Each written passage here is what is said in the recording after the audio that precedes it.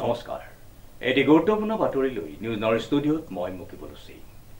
অসমৰ মুখ্যমন্ত্ৰী ডক্টৰ হিমন্ত বিশ্ব শৰ্মাই শিক্ষা পাতনি মেলা বাল্যভৱন স্কুলৰ মহাৰজত জয়ন্তী উপলক্ষে জিলা ভিত্তিত দেশপ্ৰেমমূলক সমবেত সংগীত প্ৰতিযোগিতা সম্পন্ন। নিউজ নৰ এক বিশেষ প্ৰতিবেদন।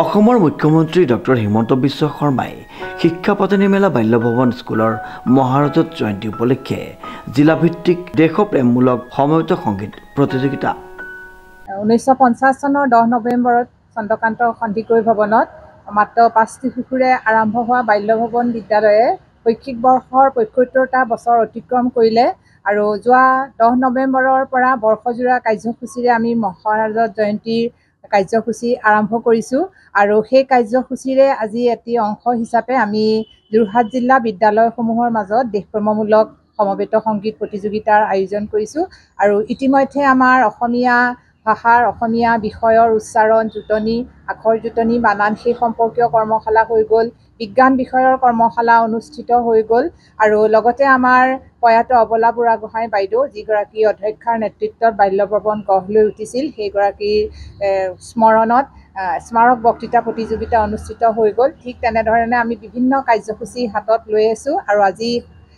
15 আগষ্ট সমবেত গতিকে তাৰ লগত সামঞ্জস্য ৰাখি আৰু মহাৰজত জয়ন্তী উপলক্ষে আজি দেশপ্ৰেমমূলক সমবেত সংগীত প্ৰতিযোগিতা যোৰহাট জিলা ভিত্তিত আয়োজন কৰিছোঁ। প্ৰায় 10খন বিদ্যালয়ে ইয়াত অংশগ্ৰহণ কৰিছে আৰু আমি বিচাৰক নিমন্ত্ৰিত কৰি আনিছোঁ।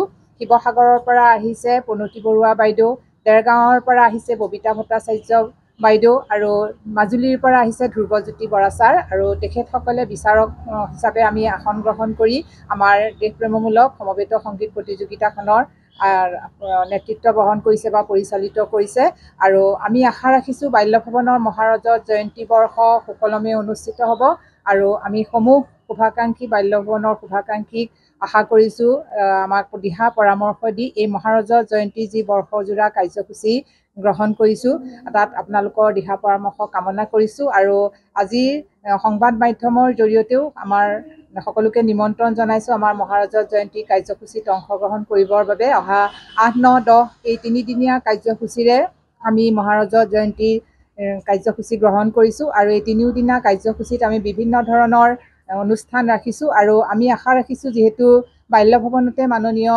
মুখ্যমন্ত্ৰী মহোদয় আৰু তেখেতৰ সহোদৰসকলে অধ্যয়ন কৰিছিলে আৰু আমি আশা ৰাখিছোঁ মাননীয় মুখ্যমন্ত্ৰী মহোদয় আমাৰ অনুষ্ঠানলৈ আহিব আৰু আমাক উৎসাহিত কৰিব আৰু বাল্যভৱনৰ এই শৈক্ষিক যি জয়যাত্ৰা সেই জয়যাত্ৰা আমি অব্যাহত ৰাখিবলৈ সদায়।